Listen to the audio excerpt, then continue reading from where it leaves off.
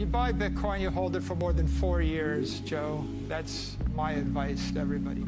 Fair to say you simply flooded the system with money. Yes, we did. That's another way to think about it. Where does it come from? Do you just print it? We print it digitally. I'm very bullish on the long-term viability of Bitcoin. I was going to say, did that surprise you? That surprised me how much that's gone up.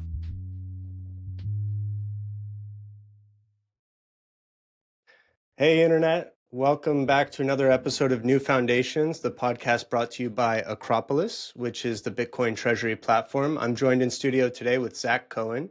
He is an associate at the Bitcoin Policy Institute, otherwise known as BPI, which is a think tank that is studying the future of money. And obviously, we're talking about Bitcoin when we're talking about the future of money. So, Zack, thank you so much for joining us.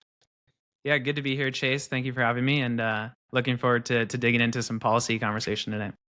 Yeah, we're hoping to give listeners a kind of a behind-the-scenes look at what this policy in Washington, D.C. kind of outfit looks like that BPI is, what are the policies that you all are supporting? What are the kind of day-to-day work that you all actually do? What does it mean to be doing this kind of thing on Washington, D.C., on the Hill? So we're going to get into all that. We're going to talk Genius versus Clarity versus Bitcoin Act. We're going to talk some recent news around USAT, Tether, the USA-based stablecoin that just launched. And, someone you're familiar with, Bo Hines, taking on the CEO role of that new entity. So we're going to get into all of that. But I think the best place to start, because it's meant to capture the attention of policymakers when you're in front of them, but also hopefully will capture the attention of audiences that are tuning in and wondering why they should listen to the next hour of us talking about policy. What is the elevator pitch to lawmakers on Capitol Hill, whether it's yourself or one of your team members that gets in front of somebody, really only has a few seconds, a few sentences to capture their attention, hopefully lead to a longer policy-making discussion? What are those sentences that, make it out of your mouth? Yeah, so first things first, Bitcoin is now a $2+ trillion asset. We're somewhere between the fifth and sixth largest asset in the world. And so we're now past the point where policymakers can ignore Bitcoin. And then, I think once that's on the table, there's a little bit of like the politics game to play, right? You have to understand who you're talking to.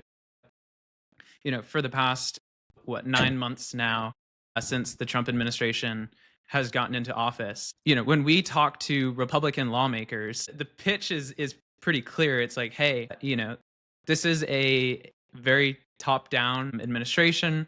It has made its priorities very clear. It has also, laid out the strategic reasons for supporting Bitcoin, and Bitcoin in particular, as we saw with the executive order in March. And it's sort of on you now to understand where that's coming from and, to get behind it for the same reasons that the administration has gotten behind it. And we've been, very successful with that. There's sort of general consensus among Republicans that supporting pro-Bitcoin policy is sort of the right move. On the flip side, when we're talking to Democrats, and the Democrats are really the people who we spend most of the time talking to because of the reasons that I just shared about Republican lawmakers. When we're speaking to those folks, it's really about understanding kind of where they're coming from. So I would say broadly, there's kind of two kinds of Democrat lawmakers on the Hill right now. And, this is being a little bit overly simplistic, but you have the sort of, Richie Torreses, the Ro Khannas, who are what we would probably consider more like moderate Democrats, very tech friendly, right? Ro Khanna's district is Silicon Valley, who understand this technology, who understand that Silicon Valley is embracing this technology, and to be sort of pro-innovation necessarily entails being pro-Bitcoin. And then when we're talking to the more progressive folks, maybe with the exclusion of Senator Warren's office, the pitch is, hey, look, people around the world use Bitcoin to fight authoritarianism, to empower themselves, and we can effectively use Bitcoin to spread, what we would consider sort of Western democratic values around the world, right? That is the pitch that resonates the best with that group of people. The sort of tricky piece that we come back to over and over and over again is, the Trump family's engagement with the crypto industry. That's something we hear about over and over and over again. And so, again, like just understanding why Bitcoin is different, why, the Trump family can't control Bitcoin, why they sort of benefit from Bitcoin in the same way that you and I do. That's a lot of the education work that's still yet to be done. Yeah, the Trump administration can't control Bitcoin, and the Trump family can't control themselves from doing all these other crypto things that are a little counterproductive. When you talk about kind of this framing of when speaking to Republicans versus speaking to Democrats, obviously you have to know your audience and you can present Bitcoin a million different ways. It sounds like in the elevator pitch example there, you were leaning into social proof, $2 trillion asset class, institutions are here, nation state adoption. A lot of your constituents are probably holding Bitcoin or crypto. But Mhm. with Democrats, and this is, again, the reason I have you on is to try to pick this apart. My naive outsider take is that Democrats, at least right now, have a tendency to basically take the counter to anything the Trump administration does. They try to frame anything they do as negative and take the opposite position, even if sometimes that puts them in a camp that they, perhaps gets them into trouble for certain reasons. But I'm curious, do you think that Democrats are basically just going to continue dragging their feet on Bitcoin until the torchbearer is either another Republican administration or just a less divisive political figure at the forefront? Yeah, that's a good question. I think there's a little bit of nuance here, which is probably a good conversation to be having for your audience, which is there is absolutely a sort of social consensus issue that we're facing right now. And that was born out of Senator Warren's war on crypto. And largely speaking, the Biden administration's approach to regulating crypto, to speaking about crypto publicly, that made it a taboo subject, and certainly for Democratic lawmakers to get behind any sort of legislation. And so that is something that we're still dealing with. That has not gone away. In fact, you're right to say that it probably has intensified. At the same time, there's sort of two things that are counteracting that. One is certainly the spread of good information about Bitcoin. Again, about what makes Bitcoin different than other crypto, and sort of like, I think more importantly, that like a lot of your voters, regardless of which side of the aisle you're on, are holding Bitcoin. And the crypto lobby more broadly in this last election cycle was exceptionally powerful, right? Fair Shake, which was sort of mostly coordinated and funded by Coinbase, had just like immense, dollar political power, right? And that will continue to, I think, only intensify as we go forward. There is maybe an interesting question to be asked of, if the Clarity Act, which is the market structure bill, makes it through, like, does the crypto lobby get everything that they want, right? Like, do they have the questions that they have answered, and do they then sort of fade away into the sunset and launch their shit coins and sell them to retail and then dump? But like in the meantime, while we might not have an answer to that right now, it seemed exceedingly clear to me that had an impact on both Republican and Democrat lawmakers. And to the extent that like someone is in a sort of heated race, especially as we're looking to the midterms in about a year, they have to be careful, right? Like, you don't want to piss off a large class of voting Americans. And as much as the social consensus on the Democrat side of the aisle is tricky right now, like you have to find a balance there. And I think we're seeing more and more of that. We saw a bunch of Democrat senators, I think earlier this week, release their sort of framework for the market structure bill that will now be sort of debated in the Senate. And so again, like there are little signposts that are indicating that maybe we're making headways, but it's still, we're still kind of up against it.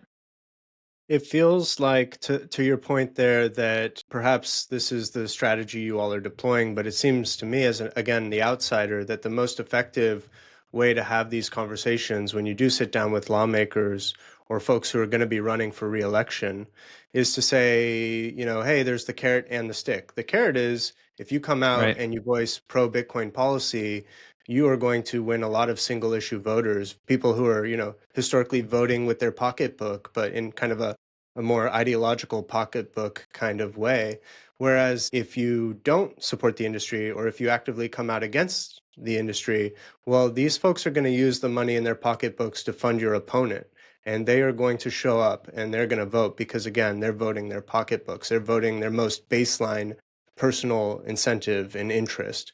So is that kind of how you guys think about it, as kind of a carrot and a stick? It's like you can be with us or you can be against us. There's not really a middle ground any longer. Yeah, I think that's spot on. We partnered with one of the leading GOP, so Republican polling agencies, in the lead up to our Bitcoin Policy Summit that was earlier this year. They did a nationwide survey. I think there was like 2,000 plus respondents of likely midterm voters to try to basically get a sense of what we're looking at as we enter this midterm cycle.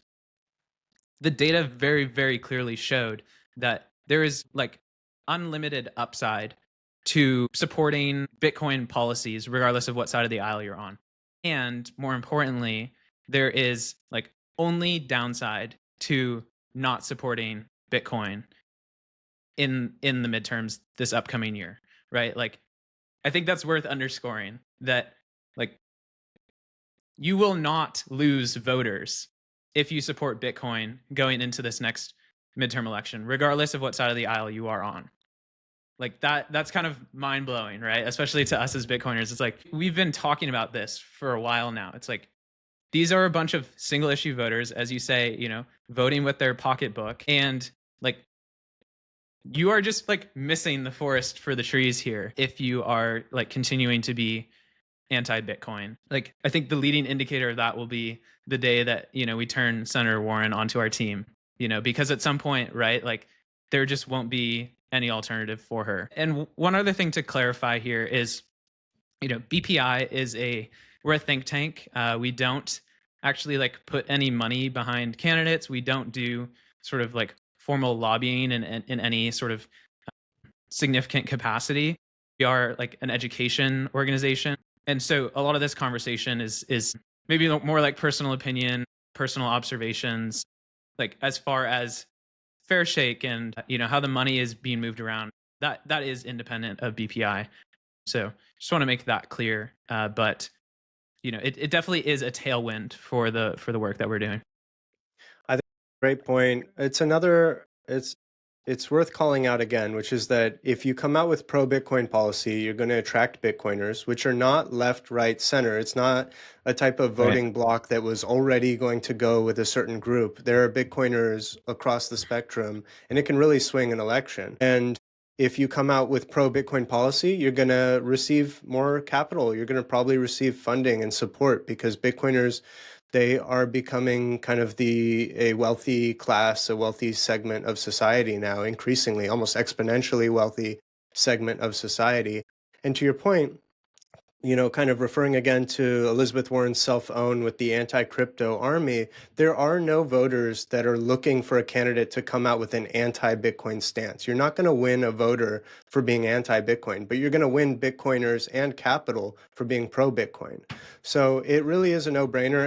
And personally, I've told friends and family that I don't think we will ever see a presidential candidate win again that is not a pro-Bitcoin candidate, and that I believe we're going to see candidates competing for how pro-Bitcoin they will be going forward, because the only way to differentiate amongst a list of all pro-Bitcoin candidates is going to be folks coming out with really clear, really bullish, really pro-Bitcoin policy. And I'm curious if you think that we've also now seen kind of the tipping point where you will never see another a non-Bitcoin friendly US president. Yeah, I'd like to take your side. Take it. Take it. I think it is worth sort of like remaining vigilant and cautious, right? Like, one of the things that BPI is forever going to be up against is like, to what extent does Bitcoin become Trump coin and any other cryptocurrency become Trump coin? And how does that potentially handicap us in a, new administration that isn't as friendly or is, was largely elected on being sort of like the anti-Trump administration? And, like there's absolutely danger to that. Like BPI will be in Washington, D.C. for the foreseeable future, the next like 100, 200, 300 years, for as long as Bitcoin is being sort of thought about and considered by policymakers. And we aren't going to be forever, graced by a friendly administration. I don't think. You're absolutely right to say, like, look, the political power of Bitcoiners is only going up and to the right. But to what extent are other issues pertinent? To what extent are we well organized, right? Like these are all important questions that, again, to the extent that we are organized and to the extent that we exercise our political power to the fullest extent, like, yes, I think you're right. To the extent that we kind of get misaligned with political figures, with political parties, I don't know. I think there's maybe a little bit of risk there that at the very least, like somebody needs to be keeping their eye on. And, that's what we're doing at BPI. I'm glad that you all are that vigilant force out there that is, maybe staying a little more practical than my bullish stance on it. The I love reason, it, though, that that I think that way is that, we have a presidential election every 4 years, and every 4 years we have a halving. Yep. So, we're always another Bitcoin halving across the finish line, another kind of, arguably doubling in wealth and perhaps increase or doubling in Bitcoin users, Bitcoin corporate entities and treasuries, Bitcoin industry folks. So I feel like we're, with every halving, we see growth in Bitcoin. It's hard for me to see how the growth in Bitcoin presence in Capitol Hill and a kind of a coordinated voter base of Bitcoiners, that would diminish over time as opposed to doubling over time with every new halving cycle. But let's dive into some more of the policy stuff here. So appreciate you kind of, chatting through some of those, theories and stuff that I had there. But are other countries looking to the US and our crypto and Bitcoin related policies and waiting to just implement and kind of fast follow the policies that they see from the US? Or are we seeing kind of a first principles independent approach to Bitcoin and crypto policies from other nation states in their own right? Yeah, good question. I think what we're seeing initially here is a couple of a couple of first movers. We had El Salvador a few years ago.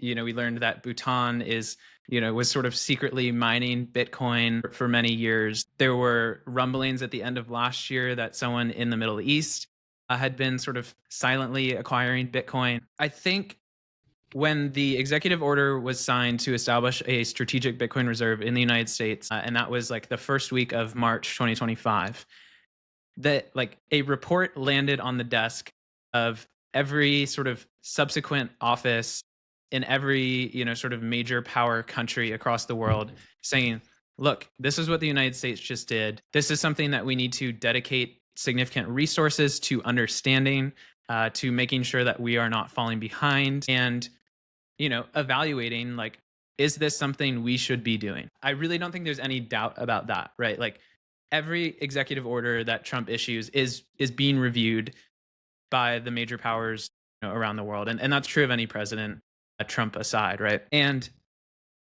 the thing that's maybe like notable about the strategic Bitcoin reserve executive order was that like this is something that kind of came out of the blue. Like, yes, El Salvador had been doing it. Yes, Bhutan had been doing it.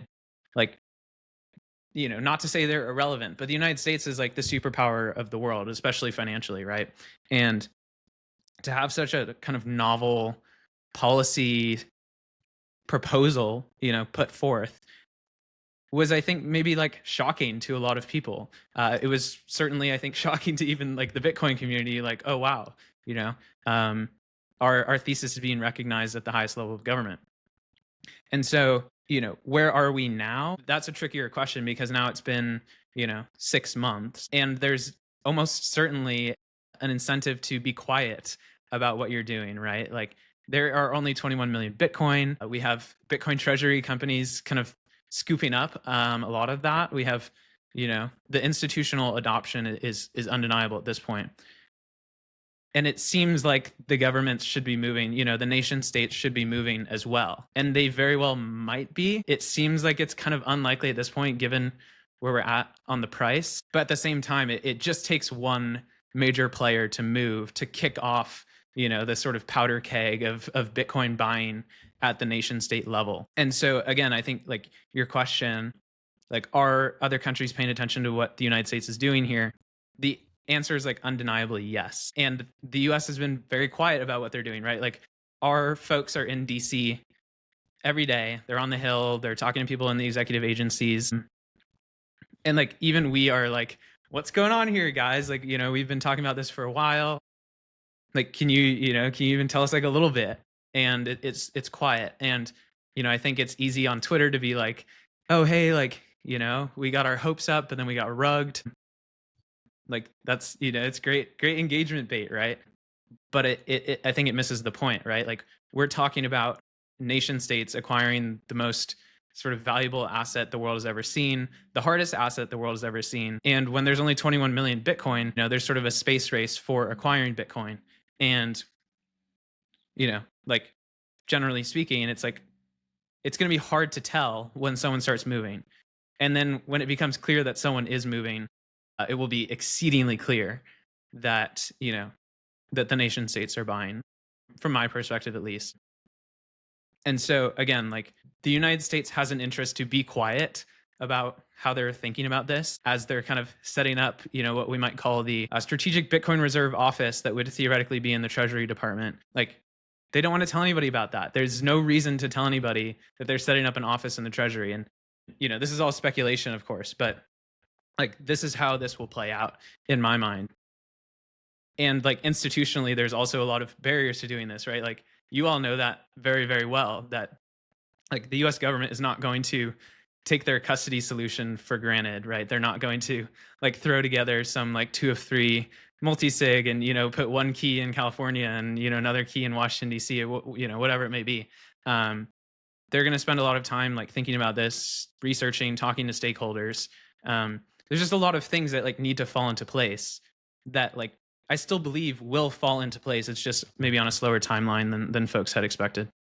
Okay, interesting. And I guess, how do you think about, whether it's you, BPI, or how should a government like the United States think about the idea that maybe a strategic Bitcoin reserve is not as important if your citizens and your companies within your territory are the majority holders of Bitcoin? Is that a sufficient position for a government, or do they really need to have kind of unilateral control over their own Bitcoin stack? Yeah, that's a good question. I think that boiling it down to saying that, like, if the United States is the majority holder of Bitcoin in a purely sort of private sense, right, that will propel us into the digital age and protect our financial sort of superiority into the future. There's a case where like that is the truth, and there's also the case where like that becomes dangerous, right? Like, one thing that a lot of people were very, very, very concerned about when the sort of strategic Bitcoin reserve propositions were first being circulated was, doesn't this cause a 6102 attack where, the government basically begins seizing people's Bitcoin, right? And like, one argument that I was talking about in, maybe November was like, the US government holding Bitcoin is actually, if you think about like kind of the game theory here, if Bitcoin rises astronomically, the United States wants a stake and they don't already have an existing stake. How are they going to like get that stake? And they're going to seize it, right? And so if the US government holds Bitcoin already and it goes up, 10, 20, 30x, like, they already have their stake. They don't need to take it from you, right? Like that's almost protection in my mind of, oh, okay, well, we're participating in the upside. Why would we like take it from our citizens, right? That's like, that's almost against our interests because it undermines, the sort of private property guarantees of Bitcoin, and maybe not at a technical level, but jurisdictionally. So, like, I think being accurate in kind of how we're understanding what these proposals mean is really important. And I think, to the same extent, like, we ought to be sort of thinking through the different options of why is this like good for America too, right? Like geopolitically. One thing Matthew Pines, who's our executive director, talks a lot about is Bitcoin as a geopolitical asset. Somebody was posting or somebody posted this graph on Twitter maybe a week ago that showed US dollar treasuries over time against gold holdings for like non-US central banks, right? And you see the two lines kind of like switching, where US treasuries for the past like 30 years have been the like reserve asset of choice for central banks around the world. And just very, very recently those flipped. And I think largely speaking, that was kicked off by the US sanctioning Russia, locking them out of the SWIFT system. And there like was no going back from that. Like the US Treasury kind of lost its moment in the sun when that decision was made. And, presumably they knew that that was what was going to happen, but it wasn't reversible after that. And so, as the US begins to consider like what will be the, world reserve currency or world reserve asset as we move, further through the 21st century, it seems like Bitcoin is just better gold. And that, a central bank should theoretically look at Bitcoin and, maybe it takes some years for this to happen as the superior, world reserve asset. And so, the question for the United States government is like, do you want to have a stake in that or not? And of course, it would be beneficial to the American people if Bitcoin became the world reserve asset, as we move through the 21st century.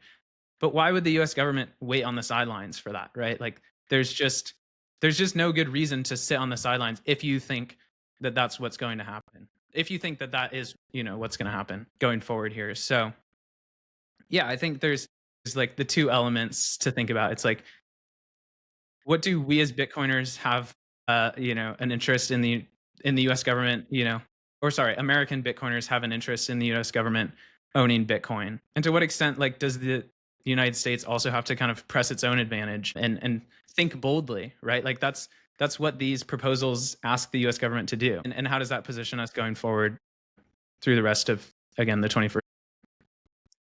Yeah, you raised one policy thought that I've had that, I'll throw out there. I'm not sure if BPI has actively created any policy around this type of situation, but I'll throw it out there. But it's the idea that if the US government does criminally confiscate Bitcoin for criminal activity, that there should almost be a public burn policy of those coins rather than a keeping and contributing to the reserve, because we don't want to create an incentive for the US government to criminalize whether it's Bitcoiners, Bitcoin companies, Bitcoin transactions for the purpose of acquiring more Bitcoin. If they need to seize it from criminals and they have some Bitcoin on their stack in their SBR already, then they should be okay with a public burn policy, because it would just incrementally create more value for the Bitcoin that they're holding, but it doesn't create that kind of warped incentive to increase the criminality of anything related to Bitcoin. So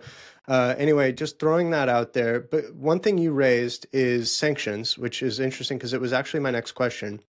So again, from the outside looking in, it seems to me that since the seizure of Russia's treasury assets, we're here in 2025. It seems like lawmakers in the US are maybe coming to terms with the fact that sanctions are not as useful and effective as maybe they were previously, especially now that we're living in this kind of crypto-denominated, Bitcoin-denominated world where, BRICS nations can kind of play outside of the SWIFT system, for example, or at least looking at ways of doing so.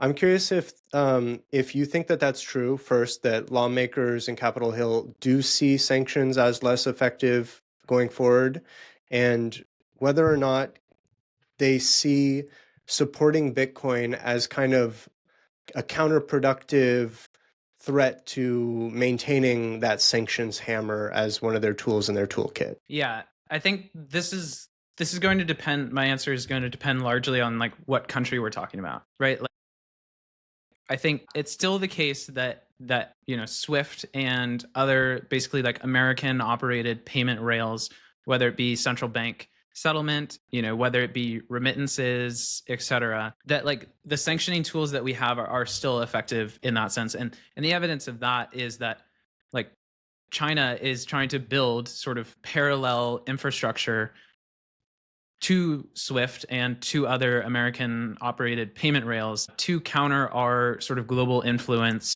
over payments globally, right? And like as long as that's the case, as long as it's like it seems like other countries are sort of maneuvering around that, like I'm still sort of largely convinced that sanctioning countries is, it has some impact, right? It's still worth having on the table as an option. Is it as effective as it used to be? Like absolutely not. And does it have like very significant economic risks?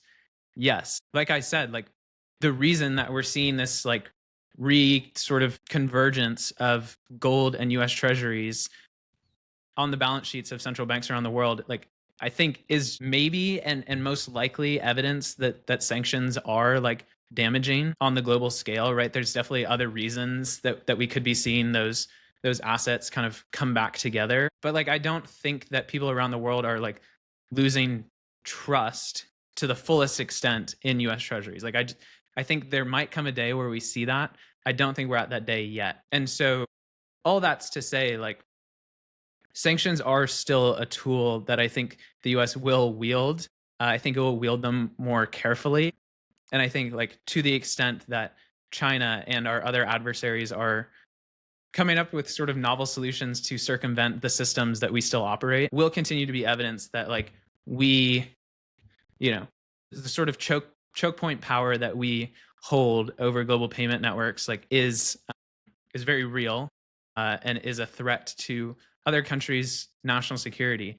And, to the question of kind of the prevalence of crypto and digital assets and the question of whether that weakens the US's sanctioning power, like, yeah, I think that's something that people are talking about. That's something we've certainly heard in conversations with policymakers is, okay, let's take the case that Bitcoin becomes the new global reserve asset for central banks.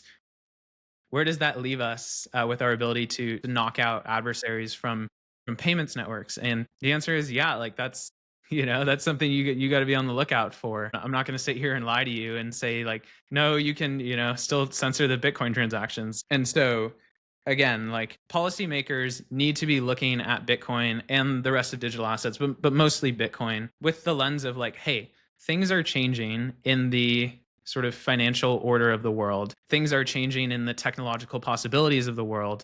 And we either, play along or play ahead, or we get left behind. And things about the new system, sort of elements of the new system will be different than the old system. But like if you take for granted that the US Treasury, is sort of declining as a global reserve asset, like you can't just kind of sit on the sidelines and be like, well, I don't like this new thing. I don't like Bitcoin because I can't sanction Russia anymore. It's like, all right, then you're just going to get left behind, do what you want with that. But yeah, that's definitely something that lawmakers are thinking about, and is probably something that's hanging people up. It's probably a result of the fact that the Biden administration started the sanctions, and then the Trump administration came in and has been more pro sound money. But it really kind of calls into focus the difference between kind of a 4-year political cycle versus in China or Russia, for example, a much greater sense of continuity and long-term thinking in terms of these types of strategies. Because if I could have put together the plan, it would have been for the US to front run into gold and Bitcoin, and then as order of operations number 2, sanction Russia or these other countries to almost force them into the asset class behind you and pump your bags. So you get the benefit of the sanctions and you get the benefit of front running them. Whereas now it's almost the opposite, where we've put on the sanctions. We've almost forced China, Russia, BRICS nations to front run the US into hard assets, or right before we kind of come out with our policy of transitioning to more of hard assets, sound money for our global neutral reserve assets. So it just feels like the worst possible situation. If we would have just done one before the other, it could have been a stroke of genius, but we've already set into motion, the wrong order of operations. And it feels to me that China and Russia are now going to be some of the greatest beneficiaries of the United States' eventual monetization of gold and Bitcoin. Yeah. Yes, and like I don't think hope is lost here, because as far as we understand, the U.S. has a like very significant lead in the private sector on Bitcoin versus gold, right? Like, as far as I understand, and I think this is some data from River, that like Americans own like 40% of like the total Bitcoin supply and own about like 8%, including government holdings of the total gold in supply, right? We don't know how much Bitcoin China owns, and we don't know how much Bitcoin Russia owns, but we do know that America has a lead in Bitcoin ownership on the global scale. And to the extent that, America, from a policy perspective, sets Bitcoin as the global reserve asset, sets that kind of flywheel in motion, that like stands to benefit Americans and the American government in the form of tax receipts in a like very like extremely outsized position. Right. And so like, yes, the gold conversation is like, okay, maybe we missed the boat, but like the second option isn't off the table. And it seems to me like the second option might actually be the better option, right? Like, yeah, we missed out on like the little fish, but the big fish is still, swimming around in the pond. And our hook is the closest to its mouth. Yeah, that's really what I was getting at earlier when I asked the question of, is it more valuable for your citizens and your companies in your territory to hold the most Bitcoin versus you, the nation state? Because ultimately the tax receipts will find their way into your treasury. And what's interesting is the kind of dictatorial type of countries that the US has sanctioned, and then their nations have moved towards hard assets as their neutral reserve assets. Those same leaders in those countries have almost a sanction-like apparatus against their own citizens that is keeping their companies and their citizens from being, competing with the US in terms of private Bitcoin ownership. So that might be the saving grace here, or the counterbalance. And I think it's going to be really interesting to see, what is more valuable, to be the country whose private capital owns the most Bitcoin, or the nation state that has the most Bitcoin on its treasury and its strategic Bitcoin reserve. So last question on this front, and then I do want to dig into Genius versus Clarity versus Bitcoin Act. We've worked with BPI, our sister company OnRamp has worked with BPI in terms of recommending custody solutions for state and sovereign strategic Bitcoin reserves. Obviously, we are in the multi-institution custody camp. We are believers and can mathematically prove that it is the better, safer, more secure approach to long-term Bitcoin holdings. I'm curious though, how does BPI kind of address the custody topic when speaking with policymakers? Because it obviously, a lot of companies and even a lot of reserves to some extent are still taking on single counterparty custody risk when they don't need to be. It should almost be like a policy that they're not allowed to take on single counterparty risk. But obviously, everybody kind of has to approach Bitcoin one step at a time. So how do you kind of talk about the trade-offs between self-custody, institutional custody, and something like multi-institution custody? Yeah, so great question. For most of BPI's life, we've been focused entirely on the federal government, and that actually changed and sort of very slightly changed, right? We're still not super involved at the state level, but we did release a state level strategic Bitcoin reserve toolkit. It was actually a little bit more broad than just state SBRs. It talked a little bit about like, economic enrichment zones to encourage Bitcoin businesses to move to different states. It talked a little bit about Bitcoin mining incentives at the state level of, how to incentivize Bitcoin miners to come in and balance, a grid. But mostly it talked about, if you're a United States, how do you go about establishing a strategic Bitcoin reserve, and why should you do it in the first place?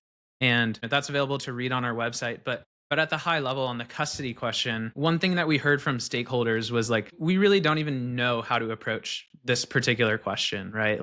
The cop out is to go to Coinbase, like, most of the ETF issuers did. My take on why that's the case is because somebody put on their SEC application, we're going to custody with Coinbase, and that particular part of the application didn't get denied, and so everybody followed suit, just thinking like, okay, well, if they got Coinbase through, then we should just stick with Coinbase. So I don't necessarily think that it's like Coinbase has been, like especially effective at like convincing people to use them as custody. It was just kind of like by the nature of the situation, by the nature of, a hostile SEC. And so like, I don't think there's necessarily like a huge risk to states and the federal government using Coinbase as custody. You're right to say it's still worth like saying that's not an option. You cannot do that. And so then the question becomes, okay, what are our options after that? And what we laid out in the toolkit was sort of, I think, 3 options. One is ETFs. And, as a sort of Bitcoin maxi, someone who understands and self-custodies, like that feels like a cop-out. But it comes from a recognition that states are early to this, that they have existing like investment vehicles that have particular guidelines about how assets need to be custodied. A lot of those, like need to go through an intermediary. And so in that case, it's like, okay, the ETF might just make the most sense.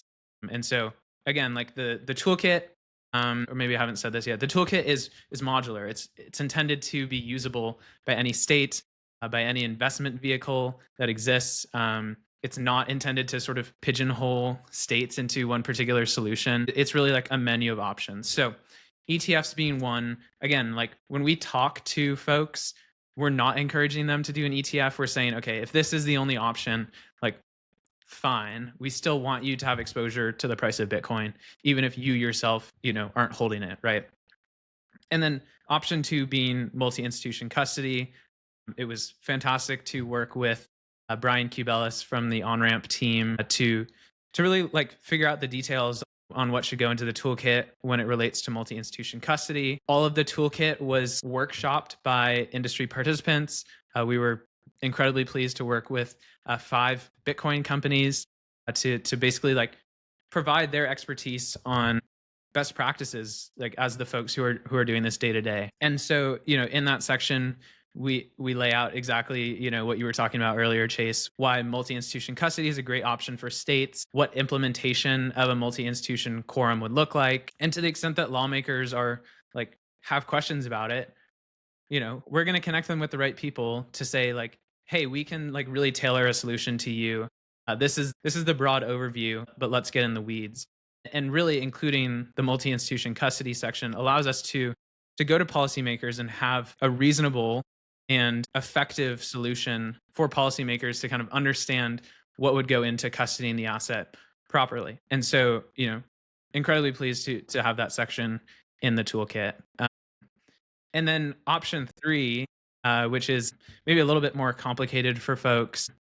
As you're saying, there's risks that get introduced when you do self-custody, but in the ethos of Bitcoin, like there is no full replacement for self-custody, right? Like certainly there are risks to full self-custody, but like the real innovation with Bitcoin is that you can hold your keys, you can move your Bitcoin on your own, you can run a node, and you can, participate in the network. And so we worked with the team at AnchorWatch who are doing fully insured multi-signature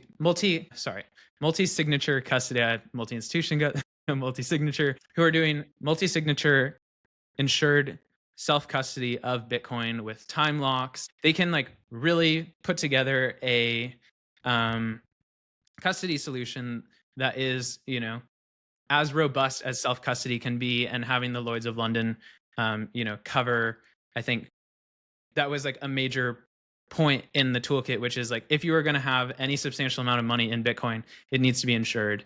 And I know that that's possible with multi-institution as well. And so, again, like these are just the little things we're thinking through. These are the options that we're throwing out on the table. But there's also like, guidelines, and there are barriers to keep state legislatures kind of focused on the right things. And so again, I think multi-institution custody, great option.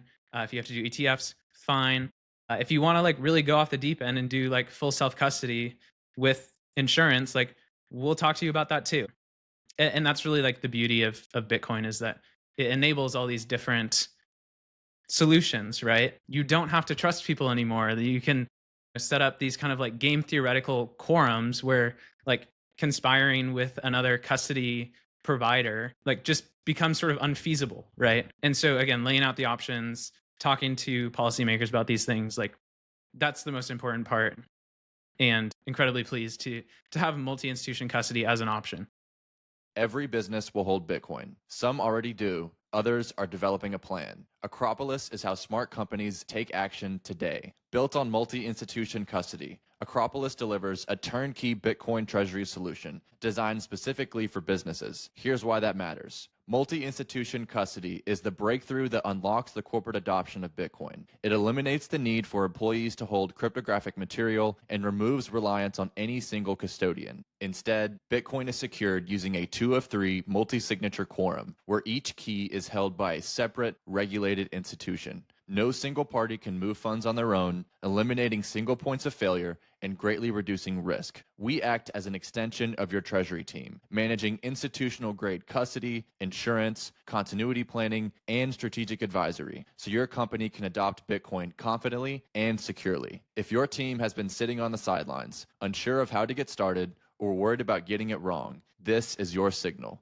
Visit acropolistreasury.com and schedule a consultation. Bitcoin is reshaping corporate finance. Don't get left behind. Yeah, no, we were pleased to kind of educate the folks at BPI on that, because some of you had heard of it, some of you it was new to dig into.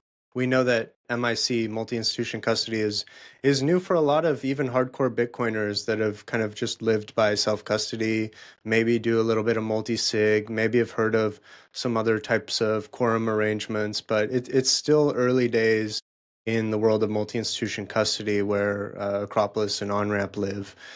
But we're really pleased to work with you all on that, and we think that over time, a significant amount of those holdings are going to see that as a mathematically superior form of custody without the operational burden. But we don't need to spend too much more time on that self-plug.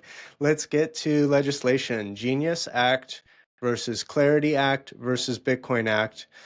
At a very, very high level, so we can kind of dive in from there. Very high level, what is the difference between the three of these? What is each one of these? Yeah.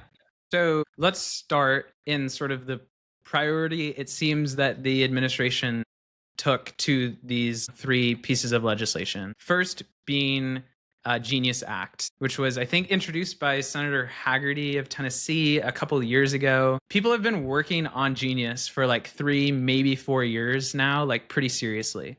So this is not a new piece of legislation.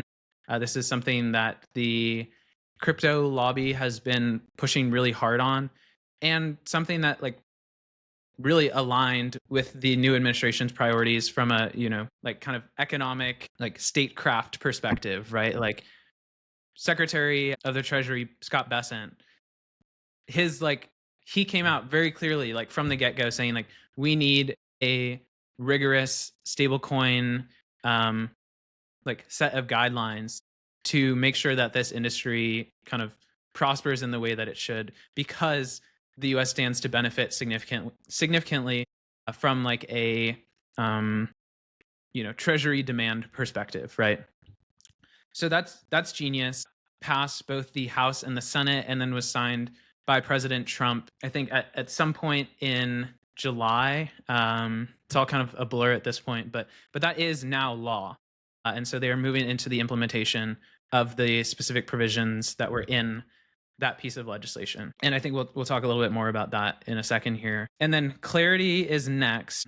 This is a market structure bill, which basically like defines jurisdictions for like different kinds of crypto and digital assets. This is another piece of legislation that's been worked on for 3, maybe 4 years. It's taken a bunch of different forms, and also like a seemingly top priority of the crypto lobby. And I think until like maybe 4 4 or 5 months ago, like I was sort of largely ambivalent to clarity. It was not a priority for us. It mostly concerned, pardon my French, but shit coins. And Bitcoin was like very clearly a commodity. Like there really weren't any questions about that. And the jurisdiction was clear. And we had sort of all the regulatory clarity to throw a buzzword out there that we needed. And then about 4 months ago, there were some provisions added to the Clarity Act that talked about non-custodial software developers, right? So for the past couple of years, we've been, or I guess maybe a little over a year, maybe a year and a half now, watching the prosecutions of Samurai Wallet developers and the Tornado Cash developers, basically folks who were prosecuted by the Department of Justice for writing code that was ultimately used by criminals or terrorists or terrorist organizations, and that, like, despite those developers having no control over the assets that were, moving for criminals or terrorist organizations, were still prosecuted as money transmitters. The implication was that they should have done something to stop those funds from moving. And if you understand anything about Bitcoin, you understand that those people were like merely facilitating the movement of funds, right? Like they had absolutely no ability to impose KYC or any kind of identity verification on the people moving the funds, and had no idea theoretically that terrorist organizations or criminals were using their software that they had written. And so apologies for my little like diatribe there, but there was a provision added to the Clarity Act that basically like clarified that was a misappropriation of the law, that the Bank Secrecy Act like did not necessarily entail that those people would be money transmitters, and that would basically allow people like building Bitcoin sort of custody solutions to be able to continue to do that without imposing identity verification on their customers, without having to basically like wall off their products. And that was something that we felt very strongly about, and we still feel very strongly about. And so that largely, I think, became BPI's top priority when that provision was added. And so in terms of timeline on Clarity, it passed the House like mid to late July, and it's now being discussed in the Senate. The Senate is going to be much trickier than the House was. Senator Warren sits on the Senate Banking Committee. She will not go down without a fight on this one. And so, like the sort of behind the scenes on this is we expect that the major hangup is going to be an ethics question about whether the like Trump administration needs to divest from all crypto and digital assets before something like Clarity could be passed. That's going to be a major hangup if that comes to pass, and like potentially, I think, risks the whole piece of legislation. So I think we still have time to kind of watch that all unfold. Still very hopeful that gets through, and gets through with all of the non-custodial software developer provisions. But yeah, we're just gonna have to wait and see on that one. And then, I guess you could argue, just to interrupt you for a sec, you could argue Yeah. that that's actually a somewhat fair stance, because Bitcoin is a commodity, and so folks in DC can openly promote Bitcoin and the acquisition of Bitcoin to constituents or themselves or even their states in the nation state. But it is a different thing when dealing with what are, in my opinion, mostly unregistered securities, and to be passing legislation like that. I mean, if you're going to be equally upset at Nancy Pelosi's trading success over the last decade, then I think that that's a fair criticism. And I personally would have loved to seen Trump's family just double down on Bitcoin so that he could have greased the wheels for some of these other things. Yeah, that's a great point. And personally, I agree completely. The commentary that I made, a few minutes ago, it was just sort of largely like this is what I see getting hung up, and like the sort of empiricist in me is like, I don't see the Trump administration and the Trump family agreeing to do that. Like I worry about that. And so is that going to be the thing that like stands between us and like effective legal provisions for people building, Bitcoin software products, like that would really suck. That would be terrible in my mind. And so trying to navigate that is going to be really important. But yeah, like that's the like really tricky part, because I think some of us and maybe most of us agree that like what's going on with the Trump family and the sort of crypto ties is a tricky situation.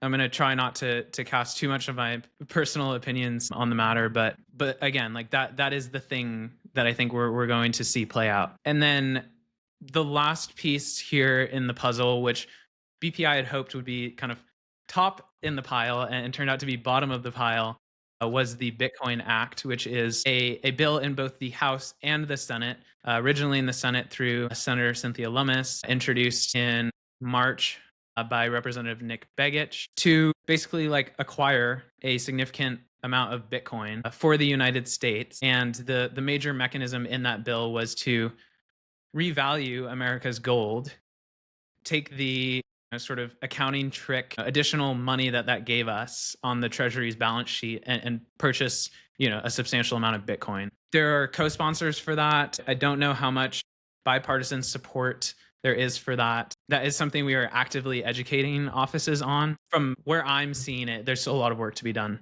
on that.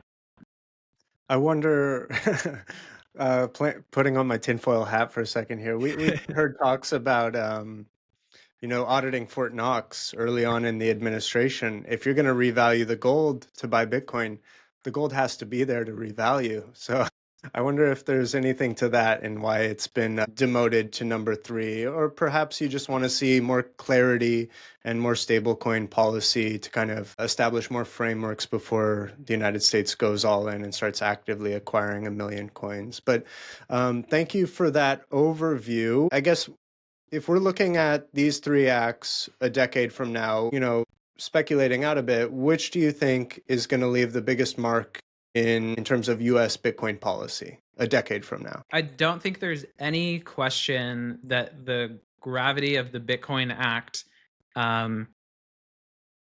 like massively trumps the other 2 pieces of legislation. Right? Like the total addressable market for global like US dollar demand, like we're talking primarily about non-superpower countries who are dealing with inflation. The people there are looking for a stable currency, and stable coins are, a good answer to that. Like maybe $2 trillion, and that those figures are coming from the Treasury Department in terms of kind of what they're expecting over the next couple of years. And then clarity, which would be, kind of crypto land.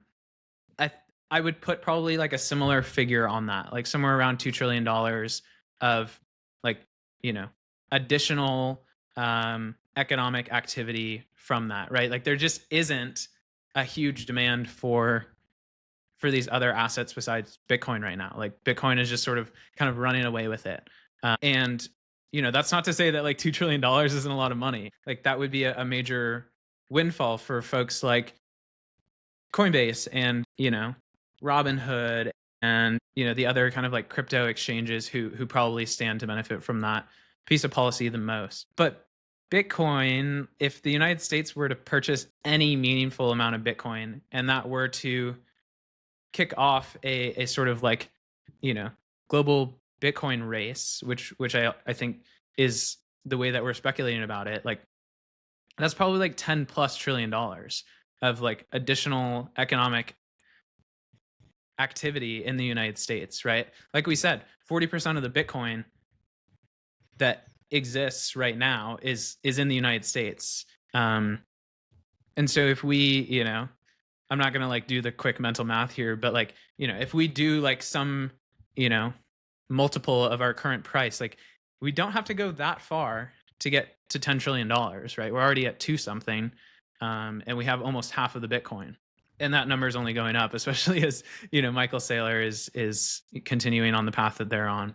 And so like, just from like an economic activity perspective, the Bitcoin Act would like theoretically like X the other 2 individually. The reason I think that we're not focused on it in that way is just purely a function of like understanding the incentives of crypto versus Bitcoin and the way that Bitcoin exists, right? There is no Bitcoin company that has a lobbying budget. Like, we're very active in DC, but we are like majorly dwarfed by the crypto policy groups in Washington DC. Like, you know, are from like a corporate perspective, like the largest kind of lobbying budgets are from the Bitcoin miners, but they're dwarfed by Coinbase and other competitors in the crypto space. Those folks are going for their immediate priorities. They stand to benefit the quickest and probably the most from Genius and Clarity. Our hope is that, at some point, Bitcoin gets the sort of recognition it deserves in DC, and that imbalance kind of gets, realigned. But that's just kind of like the name of the game. Like, Bitcoin doesn't have a CEO, doesn't have that company. It doesn't have a marketing or a lobbying budget. And that's what's, great about it. But then we end up with situations like this where there is that imbalance, and eventually Bitcoin wins, but in the short term, it kind of takes the third row seat. Yeah. Well, Bitcoin doesn't have a CEO, but USA Tether has a new CEO. His name is Bo Hines. He had quite a come to power, come to recognition, 6 months, 8 months or so within the United States administration, working alongside David Sachs, the crypto czar. But he's now the CEO of this new entity, USAT, which my understanding is a US-based Tether stablecoin that is a result of the Genius Act legislation passing into law. I haven't looked into it too much. It's breaking news. I think it was this morning that both the USAT was announced and Bo Hines' role as CEO. Perhaps you can share how well you know Bo, his involvement with BPI, but also what you make of USAT, and was this a needed thing? My understanding was USDT worked fine in the US, so I'm not really sure what gap or role this solves. Yeah, good question. I think the reason that we're seeing USAT, the reason that we're seeing other stablecoins sort of crop up is the passing of the Genius Act, which again was that stablecoin legislation. And you're right to point out that in the United States, like, there just is not a huge demand for stablecoins, right? We have very, very strong payment rails. Like, I can Venmo, Zelle, Cash App, like the list goes on and on and on. And our, the currency that we save in is relatively stable. Obviously it's losing purchasing power over time, but at a slower pace than any other currency, in the kind of long run here. And so, like, US domestic demand for stablecoins is pretty low. The thing that I think is going to cause that demand to potentially go up is the extent to which stablecoins become sort of embedded in existing financial systems in the United States, right? To the extent that, like, banks, for example, would allow you to hold a stablecoin balance, or to the extent that you could use stablecoins, for everyday purchases, where stablecoins sort of become the standard medium of exchange, right? Like, and the really interesting thing is, like, the extent to which the banking system sort of evolves and people realize, like, okay, why would I hold $1,000 in the bank where the bank's only holding maybe 10% of that in assets, versus a stable coin that's 100% collateralized as per the requirements in the Genius Act, and where, like, the institutions that hold my stable coins aren't incentivized to basically, like, go gamble with my deposit because they're getting paid 4% interest on a short dated US Treasury bond. And, like, that sort of requires that US consumers, like, understand the issue with the banking system. And, to the extent that that's possible, I don't know. It seems like kind of an uphill battle, but, like, that just seems like an immediate sort of benefit. And again, I think to the extent that stablecoins get easier to use and are more widely accepted, the more that US demand for stablecoins is going to go up.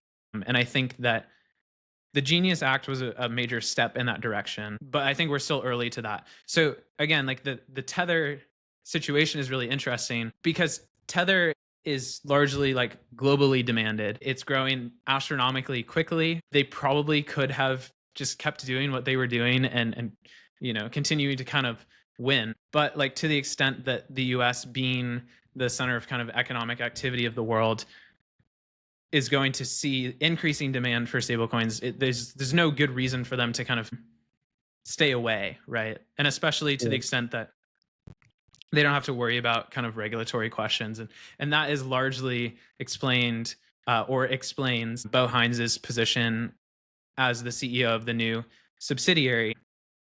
You know, like the reason I think also that like stablecoin offerings aren't as popular in the United States right now is because issuers like don't actually understand they didn't understand what the regulatory requirements were for stablecoins. And so now it'll be really interesting to see to what extent like that sort of quote unquote regulatory clarity incentivizes like more competition, and to what extent that demand rises here in the US. Yeah, those are great points. And I think to anybody that's been paying attention to the space, we've seen Paolo and his relationship with Howard Lutnick, Secretary of State. It's been clear that Tether has been eager to come on shore. I guess I was always just expecting the entity to come on shore and USDT to be the stablecoin. But interesting to see that they felt the need to create an additional stablecoin, which to some degree, you know, we hear the arguments against Bitcoin versus gold in that, you know, Bitcoin doesn't have the track record. I almost wonder if something like USAT that is new and doesn't have the track record of being pegged to the dollar the way USDT is I don't know. I'm still trying to understand the strategy there. Obviously, the branding, especially towards a Trump administration, is probably useful. USAT, yeah, it's yours, it's America's. Right. That probably plays well as well. So last two questions. Go ahead. Just one quick point on that. As we're thinking about like why USAT is different than USDT, the regulatory requirements for a Genius compliant stablecoin are just bottom line like more burdensome than like an offshore only stablecoin, right? So like incentive wise for Tether, if they already are operating with a significant global demand for USDT, and the sort of like regulatory requirements for how that stablecoin is being operated are lower, it just makes more sense for them to start a new one that is compliant and that only applies to US customers where there are more sort of burdensome requirements. And then what we are probably likely to see is that those two are interchangeable, where you can redeem USDT for USAT. But once they're within that system, they have different backing requirements and you know, just generally like different regulatory requirements. So I think that that's an interesting point. And it will be interesting to see like what the relationship between USAT and USDT looks like, just from that kind of like regulatory arbitrage perspective.